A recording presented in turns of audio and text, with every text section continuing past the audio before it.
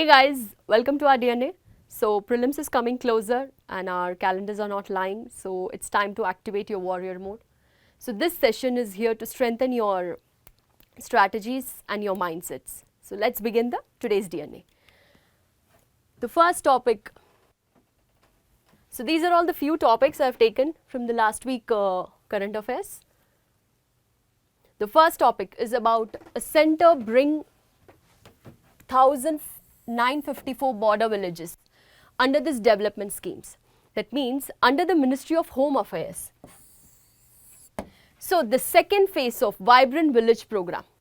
So this will cover the strategies of village along the land borders with Pakistan, Nepal, Bangladesh, Bhutan, Myanmar and 15 states and 2 UTs.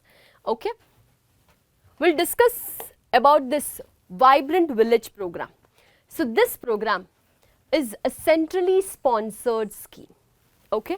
So the objective of the program is to develop the villages, okay, in 46 blocks and 19 districts. So it is also the abducting the northern borders in the state of Arunachal Pradesh, Himachal Pradesh, Sikkim, Uttarakhand and UTs of Ladakh.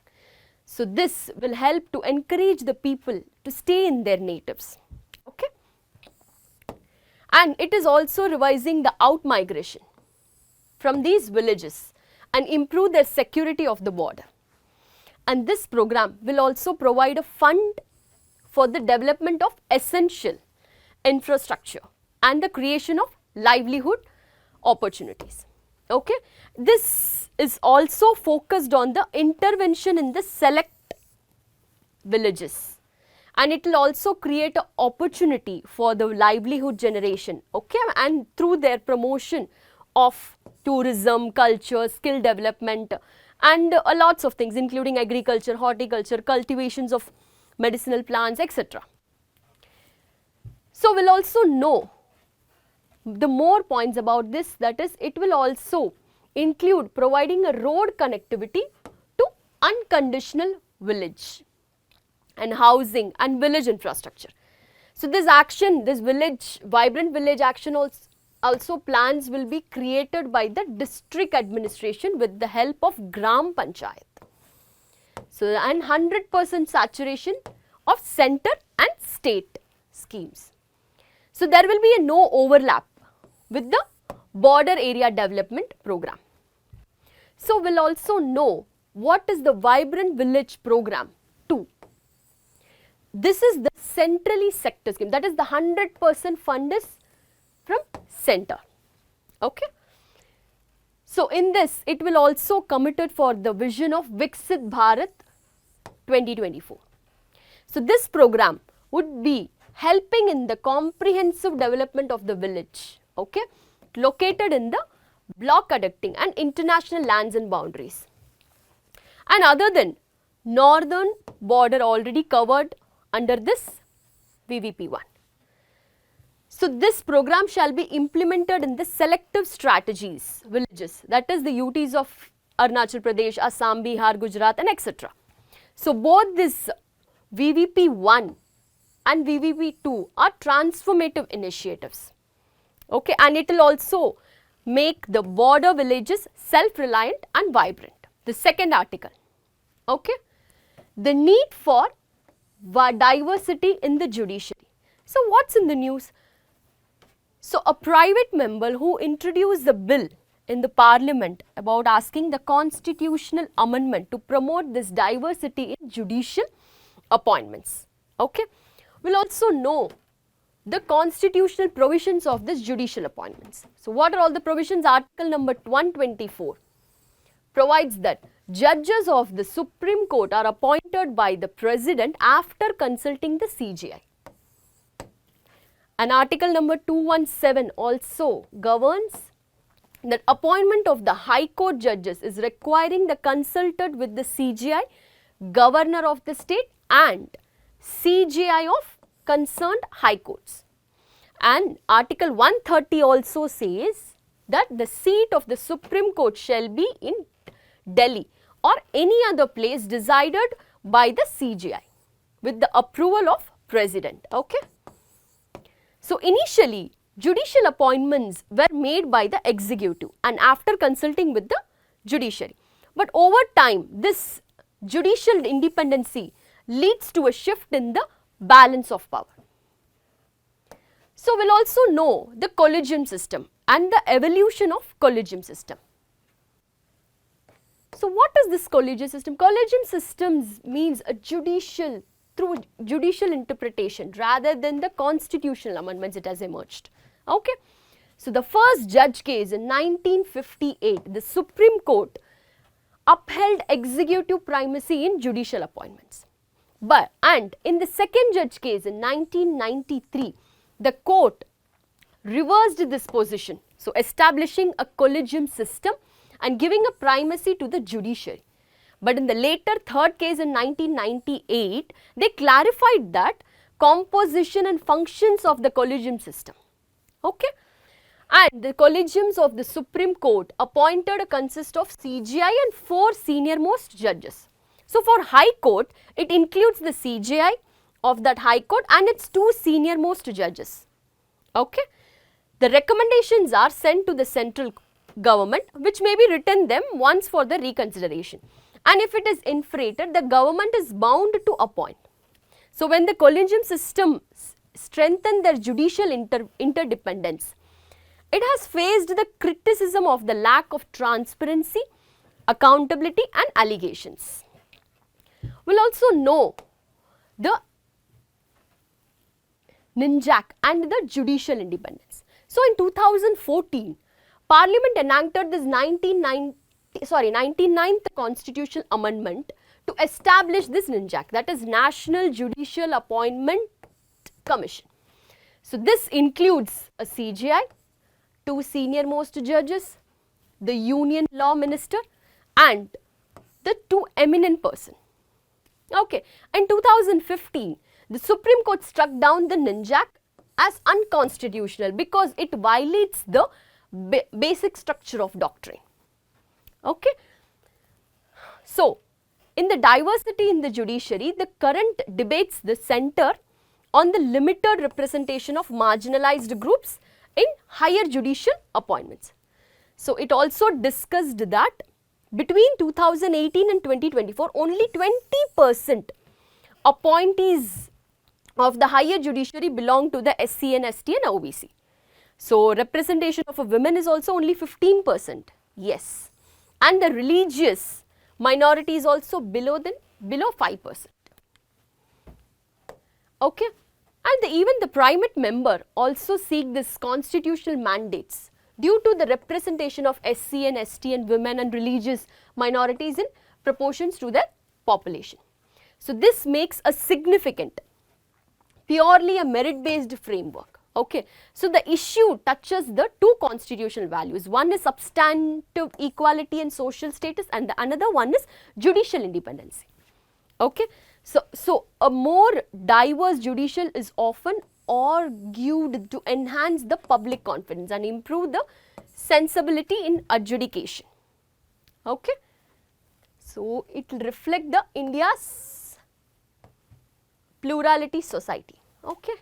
We will also know what is the proposal of this regional bench of the Supreme Court. So, what they have proposed means the bill is to establish a regional benches, that is Supreme Court in Delhi, Kolkata, Mumbai and Chennai. Okay. So, currently the Supreme Court only in Delhi actually. So, as we all know, but more than 90 cases are pending before the court. So, Supreme Court is having more than 90,000 cases. So, they proposed this regional benches would to full jurisdiction except for the constitutional matter. So, which would remain the constitutional bench in Delhi. So, the idea of regional benches has been recommended, okay, in the past by the Commission and the Parliament Committee. So, it is implemented under the Article 130 without requiring a constitutional amendment, okay, as the CGIN designed alternative seats with the executive approval. So, what is the way forward for this? So, the way forward is it ensures to diversity primary lies with the judicial through reforms in the collegium process. So it also improves the transparency, objective criteria and data-based selection and strengthen their legitimacy. So in a long-term reform, it would involve resisting a broader based judicial appointment. Okay. So the international examples also we can give, that is UK and South Africa shows that inclusion of members from the executive, legislative and civil society can coexist with the judicial independence. Okay. So on regional benches, a phase may be considered and starting with one bench and expanding based on the experience. So this would improve to access the justice and reduce the dependency. Next article, comprehensive review of NAFED to accelerate self-reliance in Pulse's mission.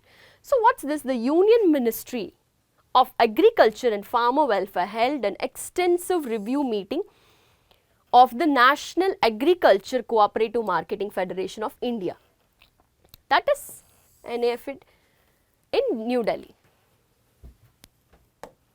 We'll also know what is this National Agriculture Cooperative Marketing Federation. So it is a apex organization, okay, and it is also cooperative for agriculture producing in India. So it is founded in the 2nd of October 1958 to promote this trade of agriculture and produce the forest and resources across the nation. So it is also registered under this Multi-State Cooperative Society Act, and the headquarters is in Delhi. And it has also our 4 regional offices, that is Delhi, Mumbai, Chennai and Kolkata. So what is the objective of this? The objective is to organize and promote a development, marketing, processing and storage of agriculture, horticulture and forestry produce. So it is to distribute agricultural machineries, and it is also to implement and other inputs. So undertake this interstate import of export trade and wholesale of retail as the case may be. So to act and assist this technical advice in agriculture productions for the promotion and working of its members, partners and associations and cooperative marketings and supply society in India. So who is the nodal ministry? It is the apex organization, but under the Ministry of Agriculture and Farmer Welfare. Next article, that is how the fertilizer industry has become a synonymous with control and at what cost. That means in UP has been banned the sale of non-subsidies fertilizer by urea manufacturers and suppliers. So it is raising concern over excessive control in the Indian fertilizer industry. Okay. We'll also know what is the structure of this fertilizer industry in India. So what is that? The fertilizer sector in India is one of the most regulated industry. Okay, already they have too many regulations in that. So it plays a crucial role in the ensuring food security given India's largest agriculture based and dependency on chemical fertilizer. So like urea, DAP, MOP, NPK complex. So this MRP, that is of urea, is fixed actually. Okay. So since 2012, the amount of the urea has never changed. So although some fertilizers such as diammonium phosphate are officially decontrolled, okay, that means company received a fixed subsidy per bag. So subject to maintain a capped MRP. For instance, a center provides a flat subsidy for DAP, but companies must sell it at the notified price to receive that subsidy. And similarly, such as a MOP, that is muriate of potash, and NPK complex. So MRP are indirectly regulated. Okay. So that is companies must align the prices with subsidy rates notified by the government. So you cannot put the keeping the rate according to them. So it is under the government's control, and unreasonable profits can be recovered from subsidy claim. So thus this partial decontrol exists on papers. Effective price control continues in practice. So government control is not limited to prices. The center also regulates the movement and allocations of the subsidies across the state. Okay. So the Department of Fertilizer is also prepares and Agri-Supply Plan. So based on the requirement assessment by the Union Agricultural Ministry of and State Government. So this plan is also broke down a state-wise, okay, and it is also season-wise and month-wise also. So at a state level, the district-wise allocation is decided by the Agriculture Authority. So in the states, obviously the Agriculture Authority used to decide this, and companies must dispatch the fertilizer according to the official railway rack and road movement plans. So once a rake reaches a designated railhead, the district agriculture officer allocates this stock deal wise. So in essence, even private fertilizer companies operated under a framework where the price, quantity and locations, limit, timing of the sale largely are determined by the government only. Okay. Then we will also know the non-subsidy and specialty fertilizers. So apart from the subsidy fertilizers, companies also sell non-subsidy fertilizer nutrients. So what are all the includes? That is water soluble fertilizer, calcium nitrate, zinc sulfate, bentonite sulfur and micronutrients and biostimulants. So these products are used in high value crops such as fruits, vegetables, sugarcane. So they are also typically applied in smaller quantity but offer higher nutrient efficiency. So unlike subsidies fertilizers such as urea and all, specialized products can cost 60 to 90 per kg, 60 to 90 rupees per kg. So this market size is small and the tons, there is 0.4 million tons annually, that is compared to 67 million tons of subsidy fertilizer. Okay. So these products are officially notified under the Fertilizer Control of Order, and in January 2026, UP has issued an order to prohibit this urea manufacturing. So that is the news, and supplier from selling any anudent, that is non-subsidies fertilizer in the states. So the ban applies to several major fertilizers companies, including the cooperative, public and private entities also. So what is the reason behind it? That is, a state government acted on allegation, that is farmers are forcing the farmers to buy these subsidy products along with the subsidized fertilizer. So this industry representatives argued that both product categories are sold through the same dealer network. Okay. So this cross selling is a normal business practice.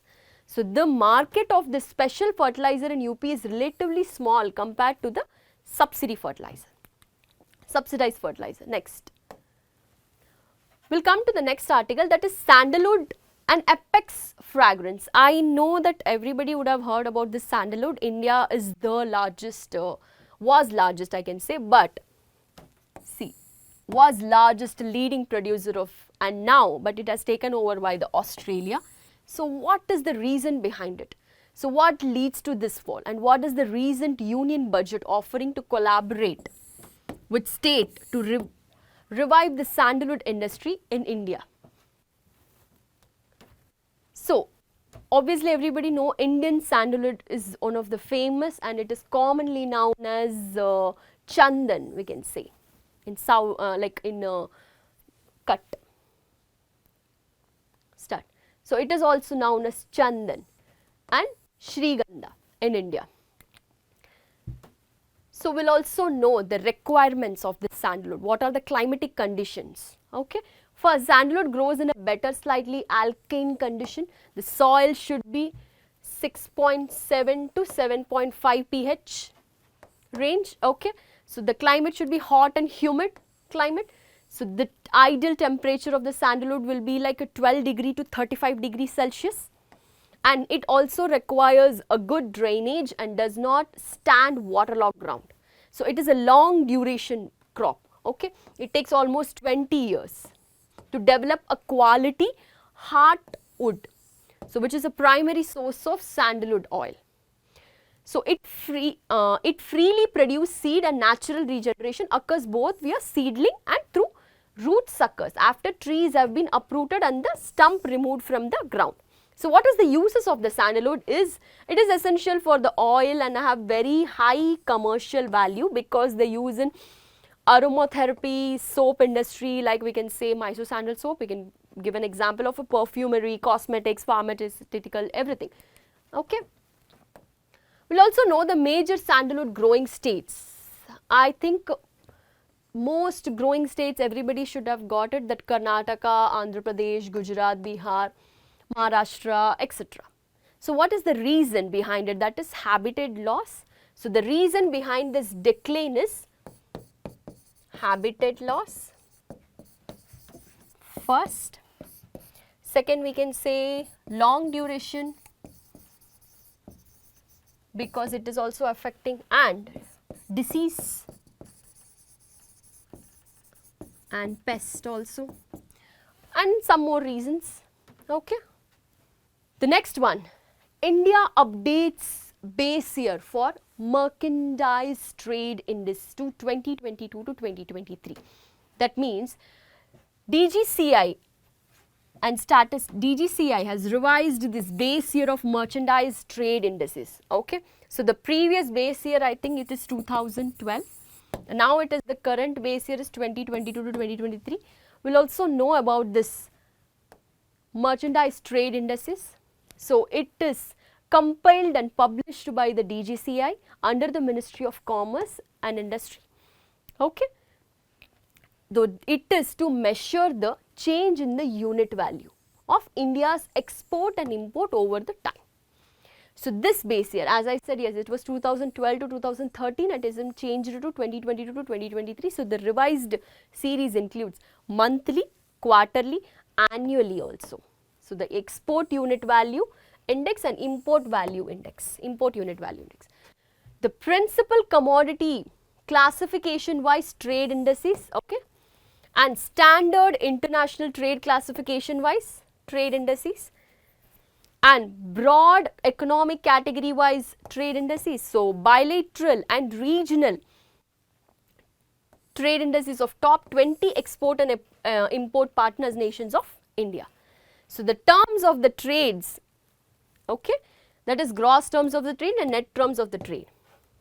So what is the significant? So these indices serve as important indicators of external sector of price movement and are widely used for economic analysis.